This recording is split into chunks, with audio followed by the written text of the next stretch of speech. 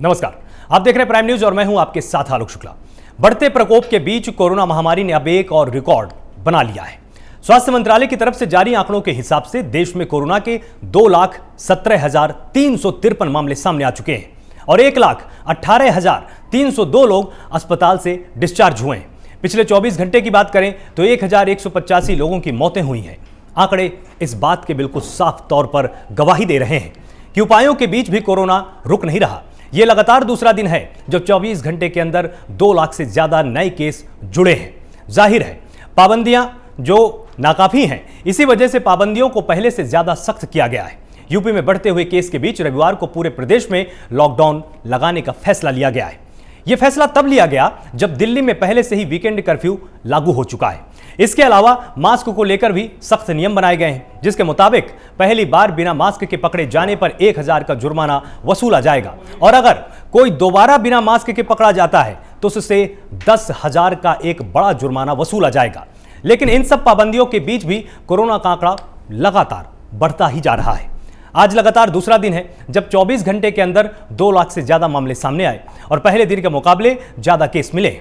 अब यहां से देश कोरोना के खिलाफ लड़ाई में किस दिशा में जा रहा है, समझने के लिए अगले 1 घंटे की चर्चा हमारे मेहमानों के साथ हमारी होगी। हमारे साथ प्राइम न्यूज के senior executive editor Prem Shankar Singh भी होंगे, अपना यहां पर संपादकीय पक्ष रखेंगे। उनसे भी हम समझने की कोशिश करेंगे कि आखिर किस तरह से इन पाबंदियों का असर पड़ने वाला है और क्या ये पाबंदियां काफी हैं जो कोरोना को रोक पाएंगी या हमको किसी और एक बेहतर रणनीति की तरफ आगे बढ़ना होगा।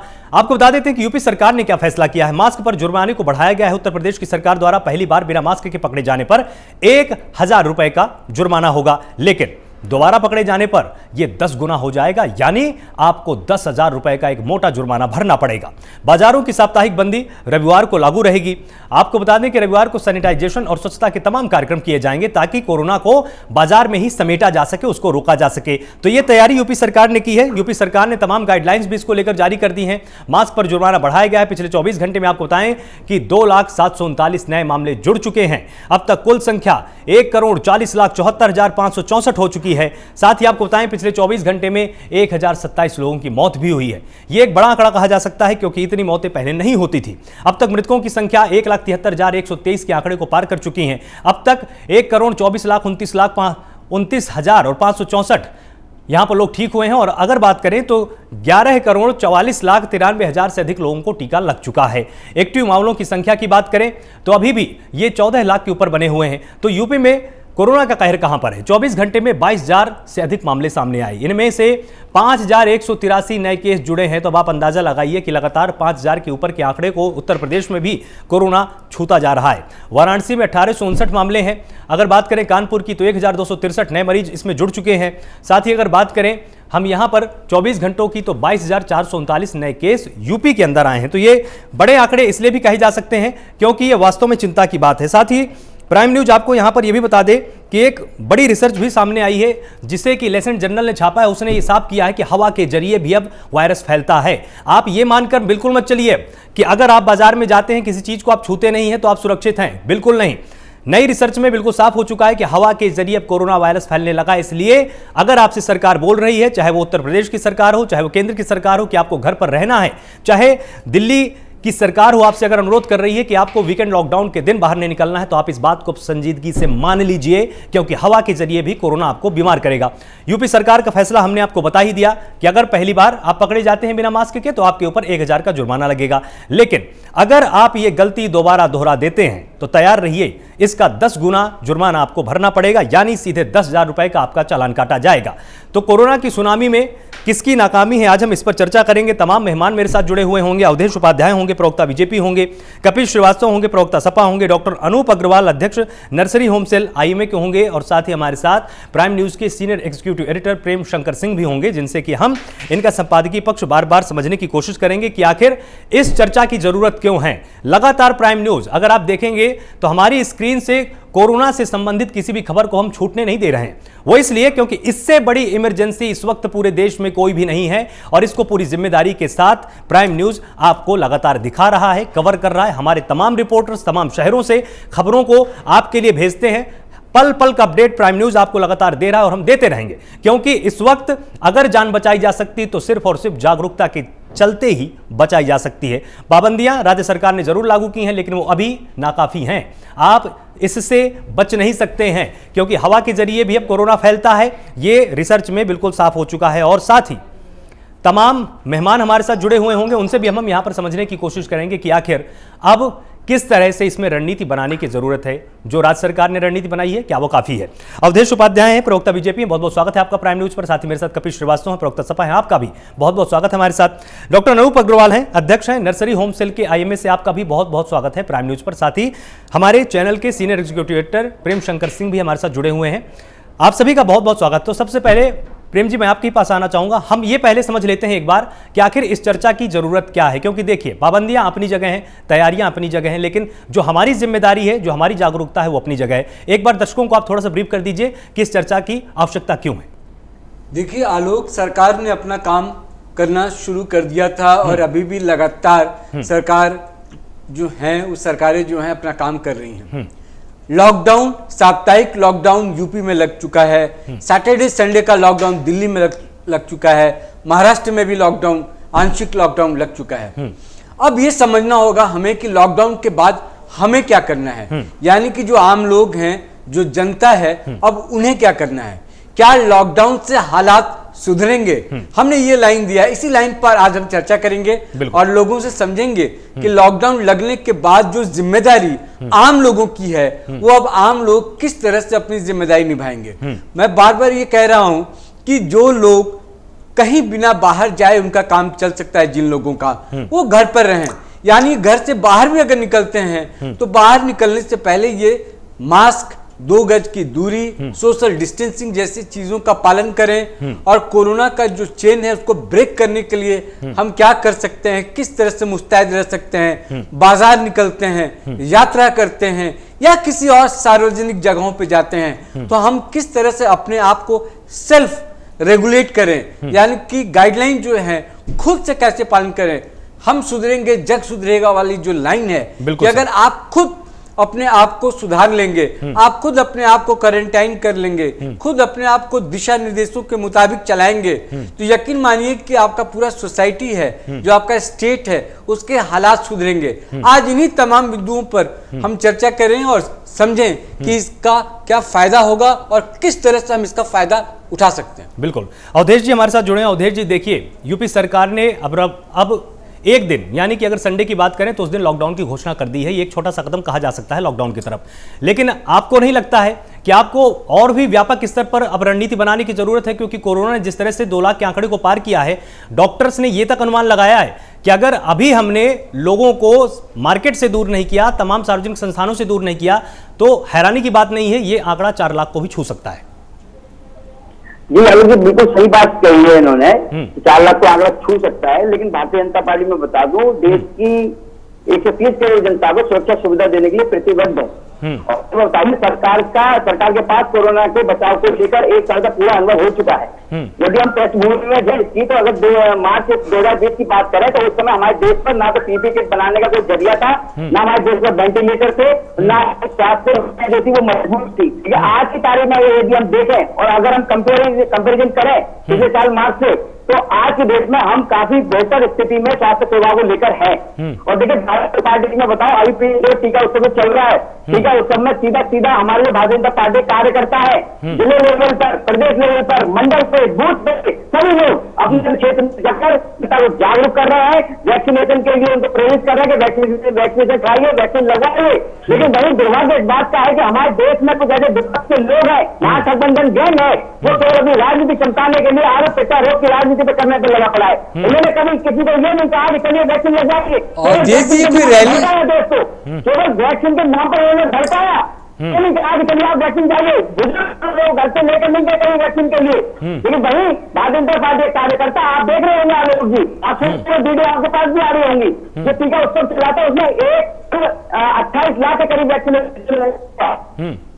नहीं, ठीक है, आप विपक्ष पर अगर आप जा रहे हैं, मुझे आप यहां पर एक चीज का उत्तर दीजिए, क्या कोरोना को फैलाने में विपक्ष की भूमिका है? क्या जिम्मेदारी तो अब यहां पर सबकी बनती है ना, कि अब चलिए ठीक है, छोड़ दीजिए ना पीछे वाली बहसों को कि किसने इसमें कोरोना फैला दिया, किसने क्या किया। हमको भी पता है, पूरा देश जानता है सरकार ने अपनी जिम्मेदारी कितनी निभाई, विपक्ष ने अपनी जिम्मेदारी कितनी निभाई।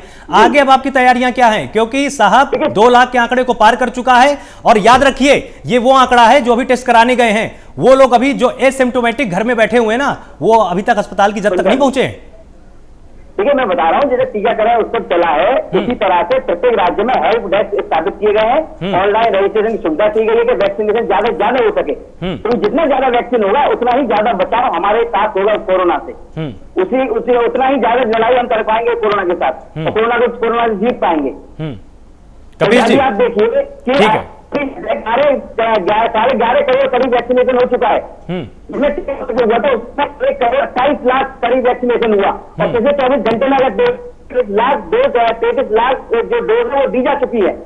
भारतीय जनता पार्टी केंद्र सरकार फोर्ड का हर प्रयास कर रही है कि हमारे देश की जनता किसी भी तरह से कोरोना से सुरक्षित हो रही।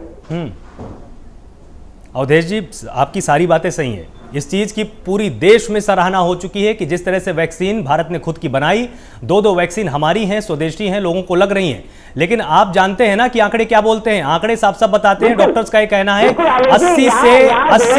80 से 90% आबादी को जब तक वैक्सीन नहीं लगेगी, हर्ड इम्यूनिटी डेवलप नहीं होगी। मतलब आप समझे क्या है?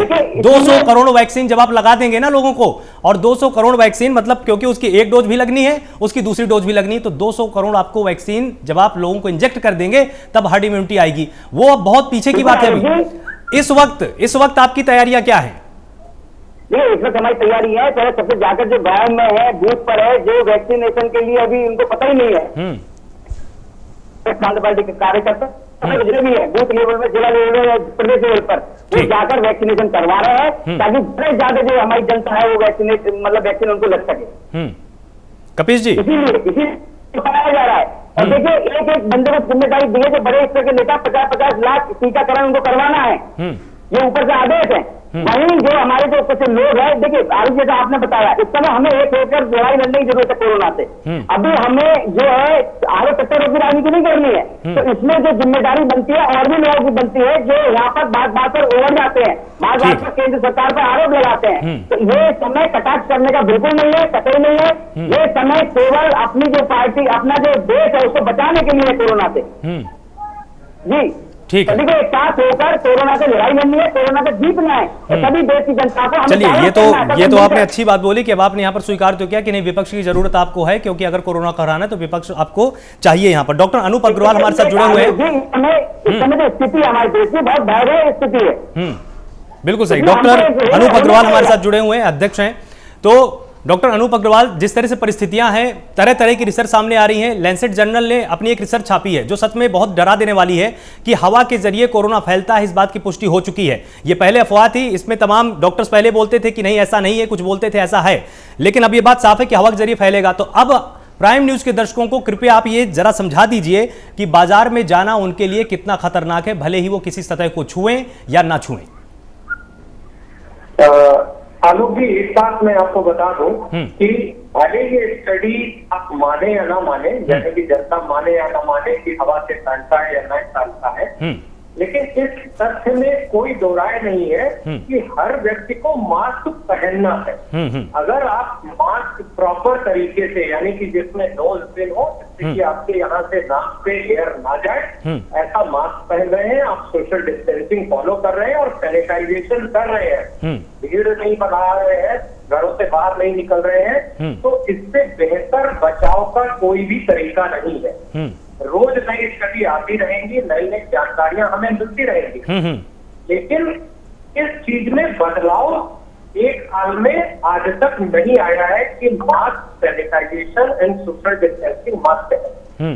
दूसरी बात मैं आलोक जी आपको बताऊं कि अभी आपने बहुत सारे नंबर्स बताए और जो कि काफी डराने वाले भी हैं, लेकिन अगर आप इन नंबर्स के पीछे जाएं तो ये शायद नंबर्स बहुत कम है जो आ रहे हैं। बिल्कुल, क्योंकि आपको बताऊं कि ये नंबर जो पॉजिटिव बताए जाते हैं वो वही केस हैं जो RT-PCR या एंटीजन टेस्ट से पॉजिटिव आते हैं।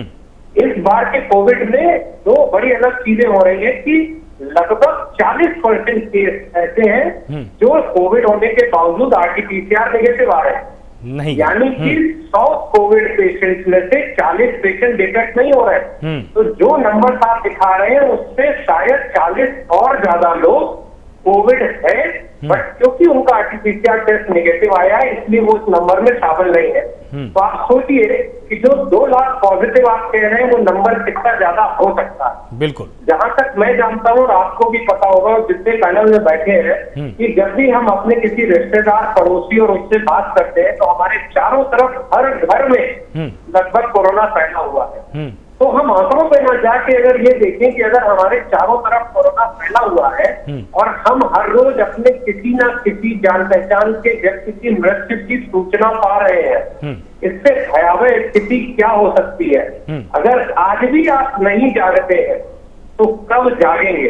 बिल्कुल, देखिए ये स्थिति पिछले कोविड से बहुत अलग है। इस बार 10 दिन के अंदर कोरोना ने इतनी तेजी से पैर पसारा है कि किसी के लिए भी उस लेवल की सडन तैयारी करना बहुत मुश्किल है। डॉक्टर अनूप एक्सपर्ट से बात हो रही थी मेरी, वो कह रहे थे अभी तो स्थिति जो है सो है ही, आने वाले समय में यानी ये कह लीजिए कि मई के महीने में ये और भी ज्यादा एक्टिव होंगे और मामले और भी बढ़ेंगे। देखिए मेरे लिए ये कहना मुश्किल है कि ये मई के महीने में और बढ़ेंगे, लेकिन अगर आप पिछले 3 दिन की फिगर्स महाराष्ट्र में देखें तो 50,000 के आसपास टिक रहा है। तो ऐसा लगता है कि महाराष्ट्र में शायद कहीं हम 30 के आसपास पहुंच रहे हैं। और यूपी की बात करें तो महाराष्ट्र के 10 दिन बाद यूपी में केसेस बढ़ना शुरू हुए। तो मेरा अपना जो अनुमान है जिस तरह से चल रहा है, डेफिनेटली अभी अप्रैल भर केस बढ़ने हैं। अगर आज हम 22,000 प्लस केस यूपी में है और अभी जिस स्पीड से बढ़ रहा है 15 दिन और केस बढ़ने हैं, तो डेफिनेटली स्थिति भयावह होने वाली है। तो मैं फिर से कह रहा हूं कि जो भी डाटा है, जो भी स्टडी आ रही है, उसको किनारे कर दीजिए। कोविड प्रोटोकॉल हर व्यक्ति को स्ट्रिक्टली फॉलो करना है अगर आपको, हमको, अपनी और हमारे समाज के हर व्यक्ति की जान को बचाना है। इस चीज को समझना बहुत जरूरी है। डॉक्टर यहाँ पर एक चीज ये भी समझने की थोड़ा सा जरूरत है कि जिस तरह से एक दिन के लॉकडाउन की यहाँ पर घोषणा की जा रही है और बाकी दिनों में पूरी पूरी छूट जैसी थी वैसी ही है, क्या इस चीज से चीजें संभल जाएंगी? देखिए जो लॉकडाउन का पिछली बार आप ध्यान दें, लॉकडाउन का जो मकसद था कि वो हम तैयारी कर पाए, और मेरा और कई विशेषज्ञों का अभी भी यही सोचना है कि शायद जितनी तेजी से आया है हमारी तैयारी आज पूरी नहीं है। अगर हम 10 से 15 दिन का, जिस तरह से बॉम्बे में, महाराष्ट्र में कर्फ्यू लगाया गया है, उस कर्फ्यू की तरफ सोचते हैं तो उसके 2 फायदे होंगे। एक तो आम जनता को यह समझ में आएगा कि वाकई में कितनी बड़ी सीरियस प्रॉब्लम। दूसरा इंपॉर्टेंट फायदा कि जो तैयारी, जैसे अभी हमारा 19 तारीख तक केजीएमयू और बलरामपुर अस्पताल पूर्ण रूप से कोविड में तैयार हो पाएगा। लखनऊ के सांसद माननीय राजनाथ सिंह ने कहा डीआरडीओ भी एक मेकशिफ्ट हॉस्पिटल बनाएगा। तो जो इस तरह की तैयारियां हैं वो हमको करने का मौका मिल जाएगा, क्योंकि इस समय लखनऊ में ना बेड मिल रहा है, ना ऑक्सीजन मिल रही है, ना दवा मिल रही है, ना एम्बुलेंस मिल रही है। लोग घरों पर जान गंवा रहे हैं। हमें सबसे ज्यादा इस समय L1 बेड की नहीं आवश्यकता है, क्योंकि होम आइसोलेशन की पॉलिसी है, तो L1 बेड की हमें नहीं आवश्यकता है।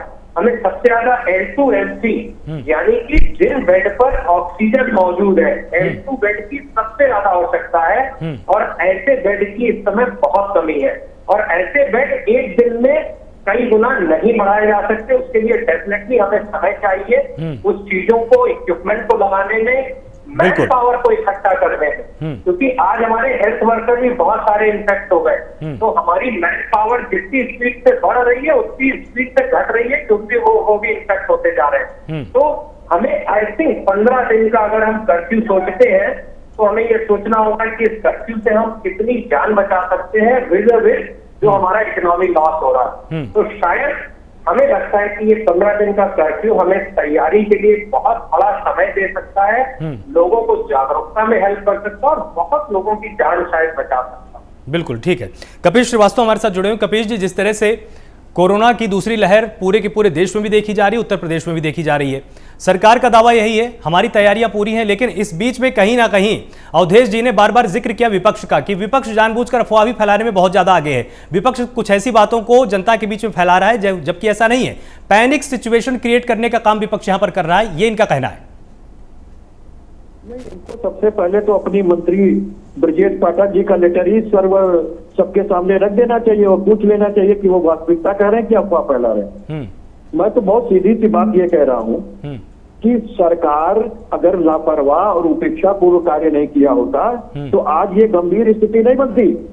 इनको खूब अच्छे से पता था कि सेकेंड वेव आ सकती है, क्योंकि पश्चिम में चल रही थी। जब फर्स्ट वेव से इंडिया गुजरा है तो सेकेंड वेव पश्चिम में चल रही थी और फिर भी आपने अंतर्राष्ट्रीय बॉर्डर खोल रखे थे। तो और सबसे बड़ी चीज कि जब देखिए तब ये सरकार जहां चुनाव होता है वहां तो सारे आंकड़े आने बंद हो जाते हैं। मोर्टेलिटी लिस्ट अगर रेट आप देख लें, पश्चिम बंगाल में इस समय रेटिंग खत्म कर दी गई है, चीजें नहीं आ रही है। महाराष्ट्र से बदतर हालात में इस समय पश्चिम बंगाल है, क्योंकि केंद्र सरकार ने पूरी तरीके से बंद रखा है ये सारी चीजों को। आपको 2 मई को आने दीजिए, सारी चीजें करते हुए नजर आएंगे। पहले इनकी उपेक्षा से ये जिस तरीके से बढ़ा है इसमें कहीं दो राय नहीं। सरकार ने लापरवाही की, सरकार ने पूरा चीजें खोली। हम एक चीज पूछना चाहते हैं कि सरकार ही तो नीति निर्धारित करती है, विपक्ष तो करता नहीं है। आप अगर मान लीजिए चुनाव बहुत अपरिहार्य हो गया था, लोकतंत्र के लिए बहुत जरूरी था, तो आपने उत्तर प्रदेश के पंचायत चुनाव को फिर 6 महीने टाला क्यों था? क्यों प्रशासक नियुक्त किया? क्यों वही सरकार को आगे आप नहीं चलने दिए? और फिर आप उसी पेंडेमिक से भयंकर पेंडेमिक में मुझे लगता है कि विषय से फिर वो हो रहे हैं। हम ये कह रहे हैं कि क्या लॉकडाउन से हालात सुधरेंगे? यहाँ पर सुधरेंगे तो क्या किया जाना चाहिए? सिंह साहब, मैं भी सामान्य प्रज्ञावान व्यक्ति हूँ आपकी तरह, और मैं कोई डिबेट को इधर उधर नहीं ले जा रहा हूँ। डिबेट को जो ले गए हैं उनके लिए पहले कहिए कि वो इस टॉपिक पे क्यों नहीं बात की। हमें अपनी बात रखनी पड़ेगी, आप मुझे बीच में इंटरप्ट ना करें। कपिश जी, पहले आप अपनी बात पूरी कर लीजिए, उसके बाद फिर हम अवधेश जी के पास जाएंगे। जी, मैं सिंह साहब को ये कह रहा हूँ कि टोका टोकी ना करें, इस वजह से कि अगर हमारे मित्र ने हमारे ऊपर कुछ पॉइंट उठाए जबकि सरकार में वो थे, सारी लापरवाहियां आपने कराई। आप नियम बनाते हैं, आप कानून बनाते हैं, आप कानून को लागू करते हैं, सारी एजेंसीज आपके पास है, ठिकरा विधक के ऊपर क्या हास्यास्पद चीज है। जब आपने कहा तो हमको जवाब तो देना पड़ेगा। जब मुझे पता है कि जिस बात पे ये आप कराया जा रहा है उस बात पे ना करके उन्होंने तो दूसरी तरफ ले गए। मैं तो एक बात पूछ रहा हूँ कि अगर लोकतंत्र में इलेक्शन जरूरी थे तो क्या रैली भी जो है वो वर्चुअल नहीं हो सकती थी क्या? इस पर प्रधानमंत्री जी क्यों नहीं बात करना चाहते? क्यों रेलम तेल रैली पे ली गई, क्यों की गई ऐसी? ये दिखाया जाता था कि हाथ से हाथ छिल जा रहे हैं। भारतीय जनता पार्टी के माननीय नरेंद्र मोदी जी कपिश जी, मैं आप ही की बात कह रहा हूँ। रैली भी वर्चुअल होते तो लोग तो एक ही साथ सुनते ना। नहीं, मेरी बात तो सुन ले, वर्चुअल रैली आप कर लिए होते और आपको वहां उपस्थित होने की जरूरत नहीं थी। आप नियम बना सकते थे, आप एलईडी ज्यादा लगाते, आप अगर टीवी का परफॉर्मेंस करा सकते थे पेंडेमिक में तो वो करवा लेते। मन की बात से लेकर के आप हर जगह पे तो आप रख रहे हैं, विपक्ष थोड़ी ना आपके बराबर कहीं टीवी पे क्या छोटा है और आता है, बावजूद उसके आप रैली करा रहे हैं। मैं तो बहुत सीधी सी बात पूछ रहा हूँ, जब बिहार के अंदर इलेक्शन हो रहे थे क्या कोरोना नहीं था? या हैदराबाद के अंदर जो चुनाव हो रहे थे नगर निकाय के, या गुजरात के अंदर हो रहे थे, या राजस्थान के अंदर हो रहे थे, तो क्या कोरोना नहीं था? तो कोरोना का आड़ लेकर ये उत्तर प्रदेश के पंचायती व्यवस्था को क्यों भंग किया इन्होंने? क्यों गांव की सरकार भंग की? और 6 महीने तक पेंडेमिक लेकर के चले रहे कि इसके वजह से नहीं कर रहे और अंत में फिर क्यों कराया? और फिर उसके बाद आपने रैली के लिए भी खोल दिया, आपने नुक्कड़ सभाओं के लिए भी खोल दिया। मैं बात पूछना चाहता हूँ, पिछली बार जमात को इतना वो कहा गया कि जमात ने फैलाया, बहुत सही बात है, जमात ने फैलाया।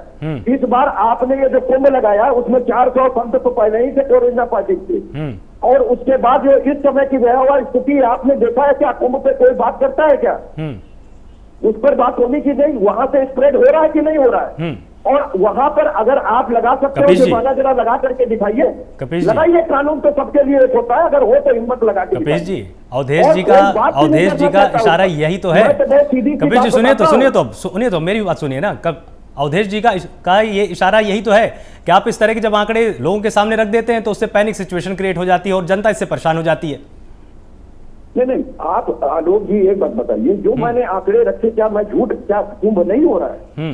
क्या 400 लोग पॉजिटिव पहले नहीं थे? और उसके बाद ये जिस तरीके से अभी शाही स्नान और सारी चीजें हुई हैं, अभी सिर्फ 2 अखाड़ों ने अपने आप को वापस लिया है कोरोना को देखते हुए, स्थगित कर दिया उन्होंने तो 2 अखाड़ों ने केवल। बिल्कुल, मैं तो ये पूछ रहा हूँ कि ये इसका उत्तर मैं अवधेश जी से लूंगा, लेकिन एक यहाँ पर प्रश्न आपसे ये भी है। थोड़ी बात हमको आंकड़ों पे रख लेने दीजिए, क्योंकि हमारा नंबर काफी देर बाद आया। बोलिए बोलिए।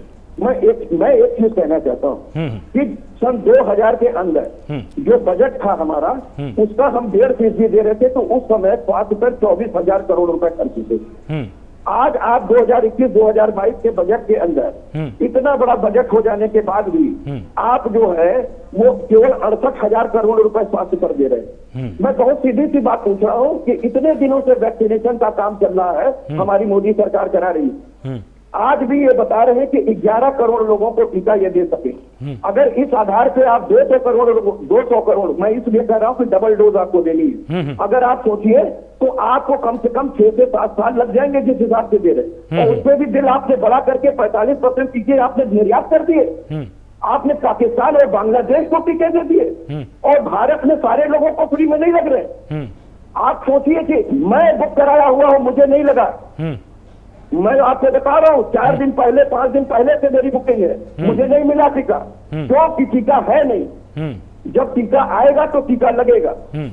वर्तमान समय में जो कोविड के हॉस्पिटल जिन्होंने पुराने सेशन में दिए थे, वो सब प्राइवेट कोविड के टूट चुके हैं, इनके अपने L1 L2 टूट चुके हैं। कोई तैयारी जो पहले पेंडेमिक में लेके आ रहे थे वो दूसरे में सर्वाइव नहीं कर रही है। उसी का कारण है कि लखनऊ में पटरी बिछी हुई है और 30 घंटे तक लोग लाश लेकर के अपने स्वजनों का बैठे हुए हैं पेंडेमिक के अंदर, और उनको टीके नहीं मिल रहे। मैं आपके पास आऊंगा इसके बाद। ये रिपोर्टिंग है, ये मैं झूठ नहीं बोल रहा हूँ, ये मैं कोई अफवाह नहीं उड़ा रहा हूँ। अच्छा, तो अब आपको क्या लगता है, जो तैयारी राज्य सरकार ने की है लॉकडाउन लगाकर, उससे चीजें संभल जाएंगी? बहुत सीधी सी बात हम ये कहना चाहते हैं कि जब पहले पेंडेमिक में लगाया गया तो 500 पे लॉकडाउन लगा दिया गया था, उसके बाद 50 लाख पे पेंडेमिक पे हटा लिया गया था। तो हम तो ये समझ ही नहीं पा रहे हैं कि कब ये लॉकडाउन लगाएंगे, कब लॉकडाउन हटा लेंगे, और सरकार जो निर्णय लेती है उसके अगेंस्ट तो कोई के जाने की हिम्मत है नहीं। आप वीकेंड पे लगाइएगा, उससे क्या आप चेन तोड़ लेंगे? आप रात का कर्फ्यू लगा रहे हैं, आप कौन सा चेन तोड़ ले रहे हैं? ठीक, या तो लॉकडाउन होना चाहिए तो पूरी तरीके से होना चाहिए, लेकिन ये भी तो सोचा जाना चाहिए। ठीक है, जवाब ले लेते हैं अवधेश जी। जीवन भी जवाब एक और जरूरी है, तो जीविका भी एक और जरूरी है। ठीक है, जवाब ले लेते हैं कपिल जी। अब कोई भी सरकारें पैसा खर्च करने के लायक नहीं बची है। माइनस 23.9% हमारी GDP है और 40% से ज्यादा हमारी बेरोजगारी दर है। अवधेश जी, जवाब दीजिए। इन्होंने तो सीधा सीधा संकेत दे दिया कि जो भी आपकी तैयारियां हैं वो बिल्कुल नाकाफी हैं और आपसे काफी देर हो चुकी है, और आपने चुनावों के जरिए, कुंभ के जरिए कोरोना फैलाने में एक तरह से मदद की है कोरोना की। देखिए, यही मैं ये बोल रहा था, इस तरह इस बात कुछ और तो है नहीं। इन्होंने जो सबसे पहले बात शुरुआत की तो स्टार्टअप से, देखिए ये भारतीय जनता पार्टी है, समाजवादी पार्टी नहीं है, यहाँ आधी बात रखने का सबका अधिकार है। ये मैं आपको साफ कर दूं, उनको कुछ गलती लगी तो उन्होंने बताई, तो यहाँ ये चीज की कमी है, आप पूरी कीजिए। आप क्या कुछ कहने वाले नहीं है, आप एक परिवारवाद है। दूसरी बात इन्होंने कहा झूठ बोल के, कोरोना में परिवारवाद कहाँ से आ गया? वैक्सीन नहीं लगाना, परिवारवाद कहाँ से आ गया कोरोना में? क्या अभी मतलब कहाँ से कहाँ आप चले? इन्होंने क्या कहा था? हमारी सरकार ने पेंडेमिक कोरोना का कौन सा परिवार है? छोड़िए ना उसको, छोड़ दीजिए बहस को। परिवारवाद, वंशवाद, एनार्की मोनार्की छोड़ दीजिए ना ये सब। मैं बता रहा हूँ, इन्होंने कहा था ब्रजेश पाठक जी की बात, उसकी बात को लेकर मैंने कहा कि भारतीय जनता पार्टी है, हर किसी को आवाज उठाने का हक है। क्या परिवारवाद चलता है, अगर बोल नहीं सकते उनके सामने। पहली बात। दूसरी बात, उन्होंने कहा हम झूठ नहीं बोलते। आलोक जी उनसे पूछे, उनके नेता ने कहा था कि जब हमारी सरकार आएगी तो वैक्सीन लगवाएंगे, हमारे कार्यकर्ता उससे पहले वैक्सीन नहीं लगवाएंगे। क्या चाहिए, क्या डाउन चाहिए? यहाँ आ गई, चलो बैठ कर बढ़ जाते हैं देश की जनता को। इनसे पूछे कितने लोगों को मैंने जागरूक किया, चलिए जाइए वैक्सीन लगवाइए। मुझे लगता है अवधेश जी बताएंगे कि जो लॉकडाउन की तैयारी है उससे कितने हालात सुधरेंगे, इनका अनुमान क्या है?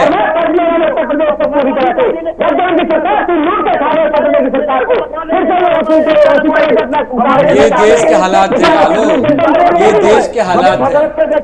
बात अवधेश जी, कपिल जी एक सेकंड, कपिल जी एक सेकंड, मुझे अब इंटरप्ट करने दीजिए एक सेकंड ना। कपिल जी एक सेकंड, अवधेश जी, बहस लॉकडाउन पर हो रही है, कोरोना जैसी इमरजेंसी पर हो रही है, आपको पता है देश इस समय कहां पर है? नहीं एक सेकंड ना, उत्तर दीजिए ना पहले आप मेरी बात का उत्तर दीजिए। आपको मालूम है ना कोरोना इमरजेंसी है इस समय पूरे देश में, और सबसे बड़ी जिम्मेदारी आपकी है।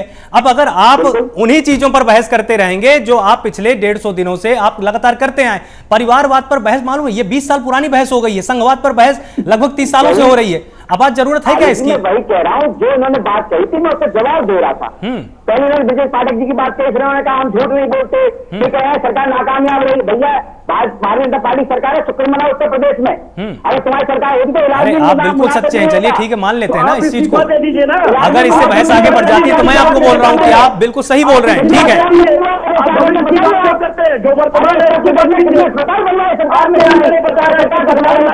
कपिल जी एक सेकंड, कपिल जी दोनों की बातें फिर आएंगी नहीं समझ में इस तरह में, अगर आप एक साथ बोलेंगे इस तरह से, दोनों एक साथ बात बोले। अवधेश जी सीधा सा उत्तर है मेरा, सीधा सा उत्तर है मेरा, क्या आप इस बात की जिम्मेदारी लेते हैं कि अगर आगे चल के हालात काबू में नहीं आते तो आप इसकी जिम्मेदारी उठाएंगे? देखिए मैं बता रहा हूँ आलोक जी, मैं यही कहना था, मैं तो इनकी बात का जवाब दिया था इसलिए मैंने कहा। अब आप इस चीज का दीजिए ना जवाब, ठीक है ना, छोड़ दीजिए ना उसको। बहुत जो स्थिति जो है भारत स्थिति है इस समय, हम सबको एक होना चाहिए, किसी भी तरह के हमको जो जनता है जो जिले में गांव में रह रहा है उनको हमें जागरूक करना चाहिए कि ज्यादा से ज्यादा वैक्सीनेशन हो सके। नहीं ठीक है, जागरूक तो भाई साहब 1 साल हो गया ना, जनता जागरूक है कि नहीं है? अवधेश जी सुनिए तो मेरी बात को, अभी आप इस चीज को फिर अभी आप भांप ही नहीं पा रहे लगता है। जागरूक जनता हो चुकी है, कॉलर ट्यून में उसको समझाया जा चुका है, पर्चे लगा के उसको समझाया जा चुका है, मन की बात में प्रधानमंत्री समझा चुके हैं, मुख्यमंत्री विधायक ग्राम प्रधान तक जा जाके घर घर समझा चुके हैं भैया कोरोना है आपको घर में रहना है। अब जनता मान भी तो नहीं रही ना, इस तरह के लोगों के लिए क्या आपके पास रणनीति है? देखिए रणनीति ये होती है हमारे पास, मैंने आपको पहले बताया था कि जो भारतीय जनता पार्टी के छोटे छोटा कार्य करता है, गाँव गाँव जाकर लोगों को जागरूक कर रहा है, मास्क जरूरी, दूसरी की वैक्सीनेशन करवाइए, घर से ले जाइए, घर से वैक्सीन करवाइए जो नहीं जाते हैं, जिम्मेदारी नहीं समझते, राजनीति करते हैं, ये रोटी राजनीति का नहीं है। हमको सबको जागरूक करना है, एक साथ हमें कोरोना की लड़ाई जीतनी है, हमें देश को सुरक्षित करना है। जागरूक नहीं करना है अवधेश जी, मैं बार-बार मैं आपको समझा रहा हूं, अब हमें जागरूक नहीं करना है, अब हमें लोगों को अनुशासित करना है, डिसिप्लिन्ड करना है, सबसे बड़ी चीज। मैं बता रहा हूँ कुछ लोग ऐसे भी हमारे देश में है जो सरकार चला रहे हैं, जो मुख्यमंत्री है वो दिखाते कुछ है और होता कुछ है। दिल्ली की बात मैं बता रहा हूँ, दिल्ली में बोलते हैं हमारे पास बेड बहुत सारे खाली है, 5,000 बेड खाली है, लेकिन एलएनजेपी की एक तस्वीर सामने आई है जिसमें एक बेड पर 2 मरीज पड़े हुए हैं वहां पर, और 4 करोड़ रुपए वो अपने विज्ञापन में लगा देते हैं। ठीक है, उधर महाराष्ट्र की आप बात लीजिए, वो कहते हैं हम सब कुछ देना फ्री, प्रवासियों को बाहर निकाल रहे हैं, प्रवासी वहां से जा रहे हैं। ये देखिए बरगलाने का समय नहीं है, हमें कंधे से कंधा मिलाकर कोरोना से सुरक्षित करना है अपने देश को। ये बिल्कुल आरोप की राजनीति का समय नहीं है, ये फिर से बताना चाह रहा हूँ, और सभी देशवासियों को डरने की कोई आवश्यकता नहीं है। यदि हम 2 गज की दूरी मास्क से जरूरी अपना ले तो हमारा बचाव कई हद तक हो सकता है। कपिल जी आपकी बात हम छोटा सा उत्तर देना चाहते हैं। अवधेश जी एक सेकंड बोलिए। एक प्रश्न से पूछ लीजिए कि कल लखनऊ के भैंसा घाट पर लंबे लंबे 3-14 फीट के क्यों खड़े किए गए, ताकि सड़क से बाहर कोई देख ना पाए अंदर आके क्यों?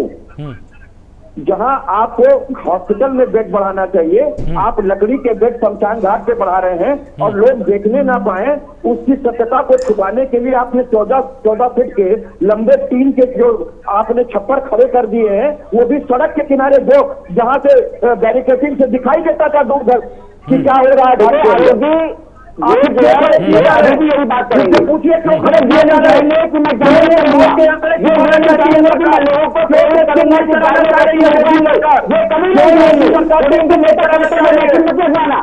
समाजवादी पार्टी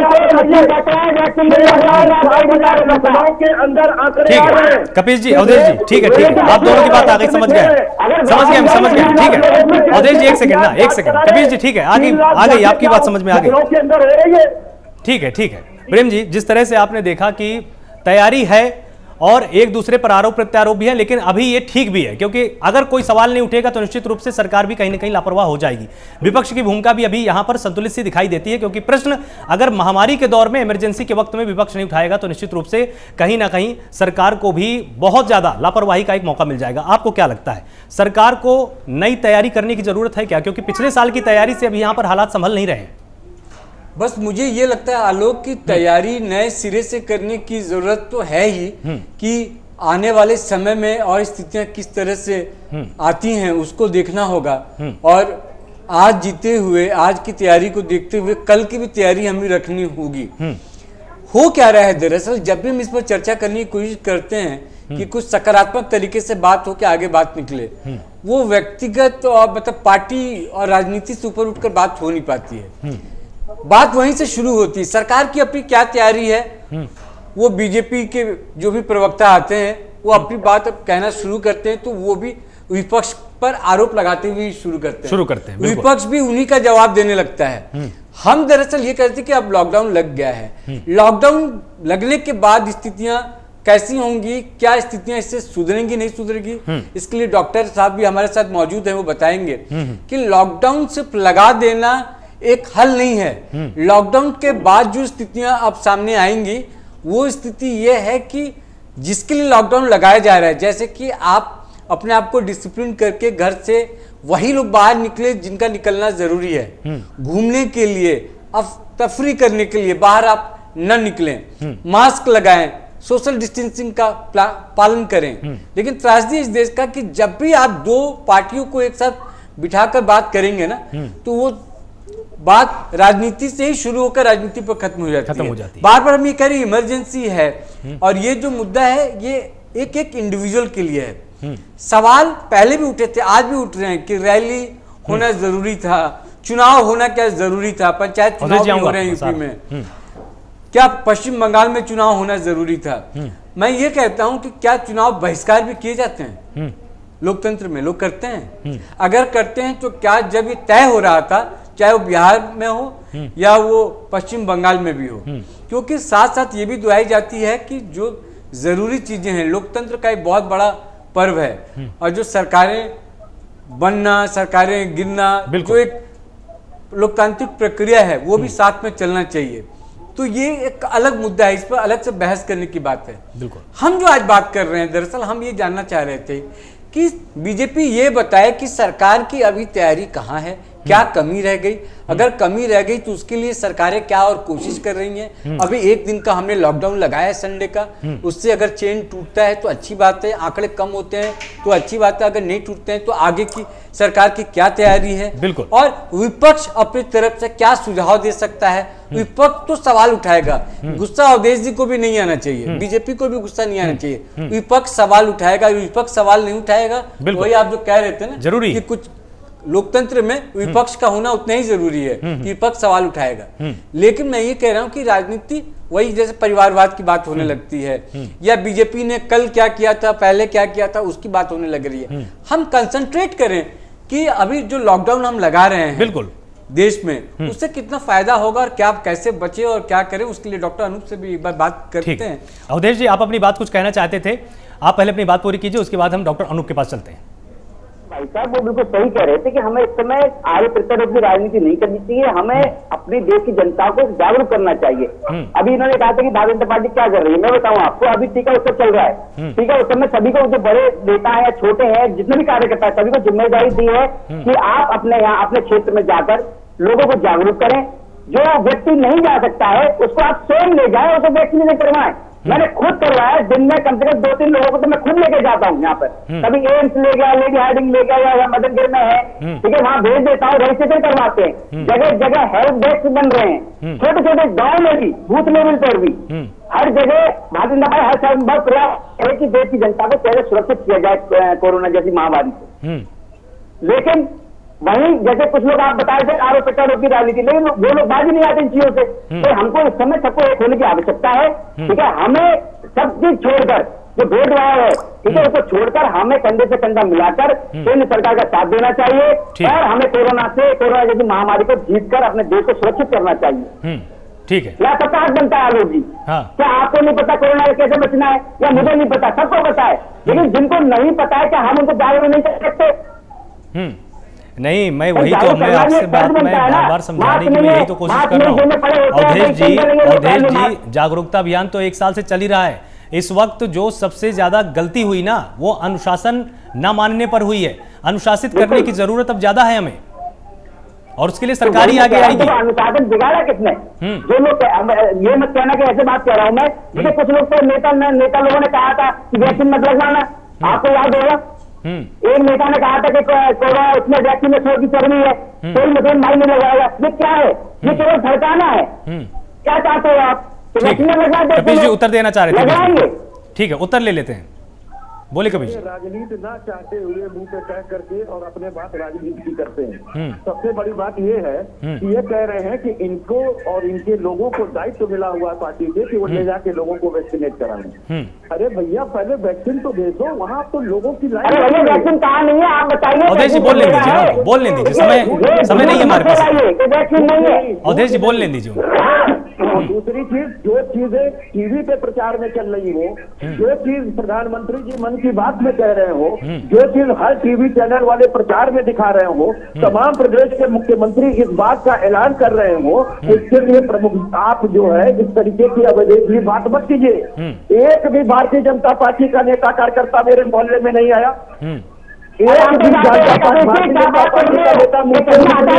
आपको लगा कि मैंने रजिस्ट्रेशन कराया 3 दिन 4 दिन पहले।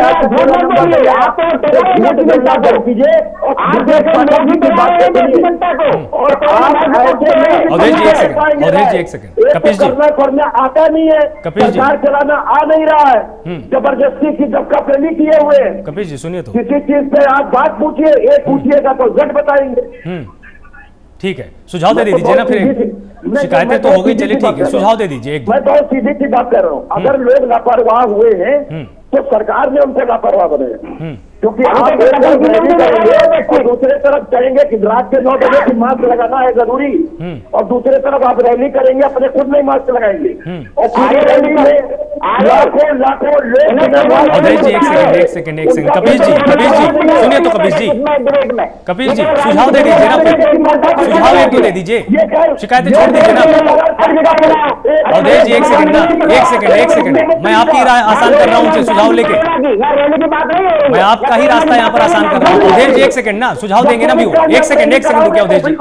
कपिल जी सुनिए, कपिल जी सुनिए, चलिए ठीक है, आप लोग इस तरह से सुनेंगे नहीं। राजनीतिक अगर आप रैली करवाइएगा तो होगी, चलिए ठीक है, भड़काइएगा तो होगी।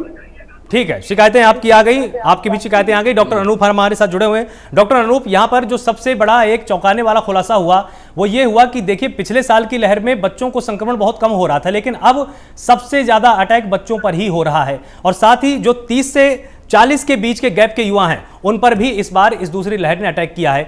उन लोगों को बचने के लिए किस तरह की यहां पर जरूरत है, उनको किस तरह की सावधानियां रखने की जरूरत है, और सरकार को भी ये एक तथ्य ध्यान में रखकर किस तरह की रणनीति बनानी चाहिए?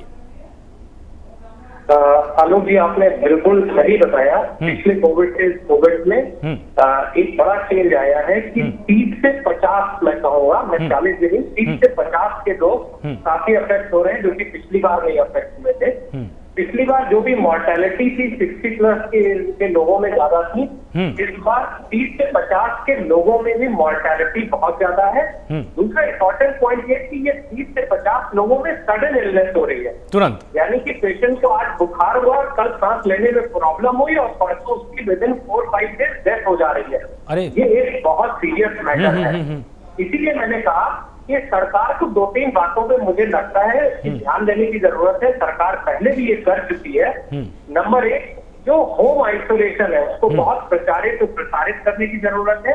होम आइसोलेशन में मरीज की केयर डॉक्टर्स को टेलीफोन द्वारा कैसे की जाए, इसमें प्राइवेट डॉक्टर्स का इन्वॉल्वमेंट IMA और लखनऊ नर्सिंग होम एसोसिएशन की तरफ से जहां भी वो इन्वॉल्व करना चाहे सभी डॉक्टर्स तैयार हैं। दूसरा, सरकार को ये करना होगा कि आज जो बेड की स्थिति है कि बहुत बार ऐसा हो रहा है क्योंकि Covid control room bed allot कर रहा है, तो लोगों को 8-10 घंटा लग जा रहा है बेड अलॉट होने में। सरकार को इस को डिसेंट्रलाइज कर देना चाहिए। जिस भी मरीज को जिस भी अस्पताल में बेड मिल पा रहा है, पहले उसको बेड मिल जाए वहां पर, अस्पताल ऑनर को ये छूट दे कि वो मरीज को भर्ती कर ले, इलाज शुरू कर ले और अपनी तरफ से कोविड कमांड सेंटर में इन्फॉर्म कर दे कि भाई ये हमारे यहाँ ये मरीज आया, मिल गया। इससे मॉर्टेलिटी बहुत कम हो जाएगी, क्योंकि जिस मरीज को तुरंत इलाज की आवश्यकता है उसको तुरंत मिल जाएगा। और ये हमारा बेसिक राइट है कि हमें इलाज तुरंत मिले, ना कि हम एम्बुलेंस में अस्पताल के बाहर 10 घंटे इसलिए खड़े रहे क्योंकि हमें सीएमओ ऑफिस से रेफरल स्लिप लेंगे। तीसरा इंपॉर्टेंट सरकार को ये करना होगा कि प्राइवेट अस्पतालों को गवर्नमेंट अस्पताल के अलावा दवाइयां और ऑक्सीजन कैसे मिले, इजिली मिले, मुहैया कराए, जिससे प्राइवेट अस्पताल है मुक्त होकर उनका इलाज कर सके। एक चौथी बड़ी प्रॉब्लम ये है कि नॉन कोविड अस्पतालों में भी अब बेड अभी नहीं है, क्योंकि बहुत सारे मरीज जिनको कोविड है लेकिन उनके आरटीपीसीआर पॉजिटिव नहीं आ रहे हैं, ऐसे भी मरीजों को छूट दी जाए कि वो वहां पे भर्ती हो सके। एक इम्पोर्टेंट बात और मैं कहना चाहूंगा कि सरकार अपने L2 बेड, यानी कि जहां पर ऑक्सीजन की उपलब्धता हो, बाईपैक की उपलब्धता हो, हाई फ्लो नेजल ऑक्सीजन और नेबुलाइजर की उपलब्धता हो, ऐसे बेड को ज्यादा से ज्यादा क्रिएट करने पे ध्यान दे। इससे शायद हम बहुत सारे मरीजों को मरने से बचा सकते हैं। ठीक, तो अंत में प्रेम जी आपसे हम यहाँ पर संपादकीय टिप्पणी जरूर चाहेंगे कि आखिर सरकार को सच में तैयारियों की जरूरत है, जैसा कि डॉक्टर अनूप की बातों से बिल्कुल साफ हो रहा है, और लोगों को भी अब समझने की जरूरत है कि अब वो हालात नहीं हैं जो अब से 2 या 3 महीने पहले थे। तो एक बार आप अपने संपादकीय टिप्पणी यहाँ पर करके हमारे दर्शकों को भी एक बार समझा दीजिए कि किस तरह सावधानी की और इमरजेंसी की जरूरत आन पड़ी है। आलोक, जहां से हमने बात शुरू की थी कि क्या लॉकडाउन से हालात सुधरेंगे, सबकी बातें हमने सुनी, बीजेपी की भी सुनी, सपा से भी बातें सुनी, डॉक्टर साहब की बातें सुनी। मैं कहता हूं कि सरकार को अपना काम करने दीजिए, प्रशासन को अपना काम करने देना चाहिए। बिल्कुल, एक मुहिम चलाते हैं, एक मुहिम चल भी रहा है, स्व लॉकडाउन। इसमें किसी का हस्तक्षेप नहीं होगा। हम खुद से सोचे कि हमें अपने आप को किस तरह से लॉकडाउन करना है, इस विकट परिस्थिति में अपने आप को हमें किस तरह से तैयार करना है। मेरा एक सुझाव है, सुझाव ये है कि कोई भी व्यक्ति देश का, सिर्फ उत्तर प्रदेश की मैं बात नहीं कर रहा, मैं पूरे देश की बात कर रहा हूं कि कोई भी व्यक्ति को अगर थोड़ा भी अनईजी फील होता है, उसको लगता है कि मैं बीमार होने वाला हूं, मेरी तबीयत थोड़ी खराब हो रही है, बिल्कुल, तो वो खुद अपना उपचार करना शुरू करें। जैसे कि अगर उनको लगता है कि उनको बुखार है तो पैरासीटामोल लें। घरेलू नुस्खे लगातार बताई जा रही हैं, डॉक्टर्स बता रहे हैं, जो लोग जानते हैं इसके बारे में, जो लोग इससे गुजर चुके हैं वो अपना अनुभव बताते हैं। तो वो वेट न करे, 2 दिन ये न देखे, ये न समझने में लगाएं कि मुझे क्या हुआ है नहीं हुआ है। तो इससे होता क्या है कि 2 दिन का वक्त आपका निकल जाता है, फिर आप टेस्ट के लिए जाते हैं, टेस्ट में आपको फिर 2 दिन का और वक्त लग जाता है उसका रिजल्ट आते आते।